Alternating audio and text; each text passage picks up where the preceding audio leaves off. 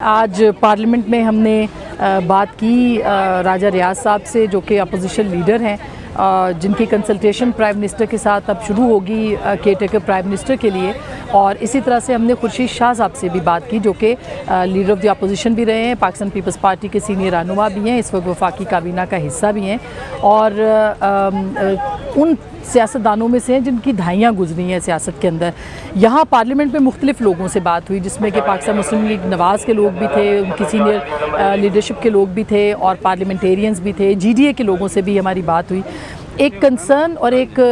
खदशे का इजहार जो है वो बहरहाल पार्लियामेंट के अंदर मौजूद है कि इंतखाबात जो हैं वो डिले हो सकते हैं अगर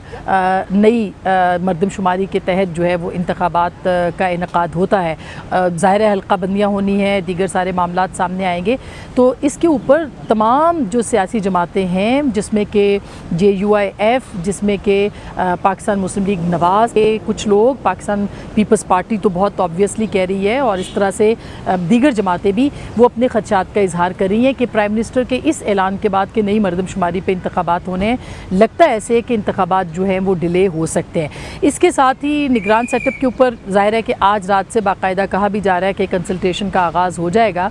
लेकिन आखिर में प्राइम मिनिस्टर जो हैं वो मिलेंगे राजा रियाज साहब के साथ, जो कि अपोजिशन लीडर हैं, और उनके साथ बैठ के वो फ़ैसला करेंगे कि निगरान वज़ीर आज़म जो है वो कौन मुकर्रर किए जाएंगे। राजा रियाज साहब ने जो हमसे गुफ्तगू की, उसमें उन्होंने ये साफ कहा कि ये जो एक मामला है, इसके ऊपर वो चाहते हैं कि कोई ऐसा मुआशी माहिर हो जो कि पाकिस्तान की मईशत को आगे बढ़ा सके। और प्राइम मिनिस्टर ने भी कल इस बात की तरदीद नहीं की कि सिर्फ सियासतदान होगा या कोई जो सीनियर कोई ब्यूरोक्रेट होगा या टेक्नोक्रेट होगा। उन्होंने इस मामले को ओपन छोड़ा। पाकिस्तान पीपल्स पार्टी ये चाहती है कि कोई सीनियर सियासतदान हो, ताकि और बड़ी क्लैरिटी के साथ ये मुतालबा पाकिस्तान पीपल्स पार्टी की तरफ से आ रहा है कि एक सीनियर जो सियासतदान है, जिसका किसी सियासी जमात से ताल्लुक़ ना हो या जो रिटायर हो चुका हो, वो जो है वो इंतखाबात के लिए एक सूटेबल कैंडिडेट होगा, जिसको कि प्राइम मिनिस्टर लगाया जाए और वो इंतखाबात का इनकाद करवाए। तो ऐसे लगता है कि जो हुक्मरान इत्तेहाद है उसके दरमियान भी एक वाज़े तफरीक मौजूद है, एक तकसीम है इस मामले के ऊपर। और प्राइम मिनिस्टर की स्टेटमेंट के बाद ज़ाहिर है कि ये मामलात और ज़्यादा ख़राब हो सकते हैं, ये मामलात और आगे बढ़ सकते हैं, और ऐसे लगता है कि हुक्मरान इत्तेहाद के बीच ही शायद इसके अंदर जो है वो इख्तलाफ हो। लगता है ऐसे है कि राजा रियाज साहब का और प्राइम मिनिस्टर का शायद कोई इख्तलाफ ना हो किसी एक नाम के ऊपर, लेकिन जो इख्तलाफ है वो हुक्मरान इत्तेहाद के बीच में और ख़ास करके पाकिस्तान पीपल्स पार्टी और PMLN के बीच में जो है वो हो सकता है। फैसला 8 अगस्त या 9 अगस्त को जब असेंबली डिज़ोल्व होगी, उसके फ़ौरन बाद जो है वो ये मीटिंग हेल्ड होगी। 3-3 नाम जो फ़ाइनल किए जाएंगे अपोजिशन और हुकूमत की जानिब से, उसके ऊपर जो है वो मुशावरत की जाएगी, और फिर उसके बाद जो है ये फ़ैसला होगा। और अगर नहीं होगा तो जैसे कल प्राइम मिनिस्टर ने कहा कि ये फिर चीफ़ इलेक्शन कमिश्नर जो हैं इसके ऊपर फ़ैसला करेंगे। बहरहाल पार्लियामेंट में आज हमने तकरीबन सारा दिन गुजारा, और यहाँ पे हमें महसूस ये हुआ है कि पाकिस्तान की जो सियासी जमातें हैं उनके अंदर शदीद खदशात हैं कि अगर एक मरतबा इलेक्शन का प्रोसेस जो है ये आगे बढ़ा, तो इसका मतलब ये होगा कि आइंदा इंतखाबात की कोई गारंटी नहीं होगी।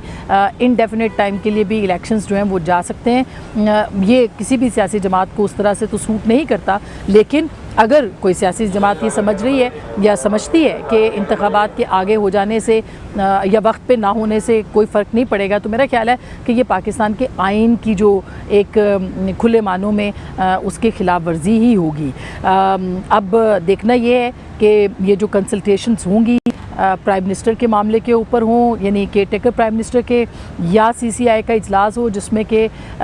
मुराद अली शाह साहब पहले ही हमारे ही प्रोग्राम में बहुत वाज़े लफ्ज़ों में कह चुके हैं कि अगर इस तरह का मामला आखिरी दिनों में हुआ तो शायद वो इसके ऊपर अपना वोट जो है अपना हक इस्तेमाल करेंगे। और खुर्शीद शाह साहब ने भी आज इसकी इंडिकेशन दी है कि इस मामले के ऊपर उनका CM है, पार्टी की कंसल्टेशन के बाद वज़ीर आला जो हैं वो एतराज़ कर सकते हैं, और ये भी रूल्स के मुताबिक अगर कोई एक भी वज़ीर आला जो है किसी भी यूनिट का, वो अगर इसके ऊपर एतराज़ करता है तो फिर इसका मतलब ये है कि वो CCI का जो फ़ैसला है वो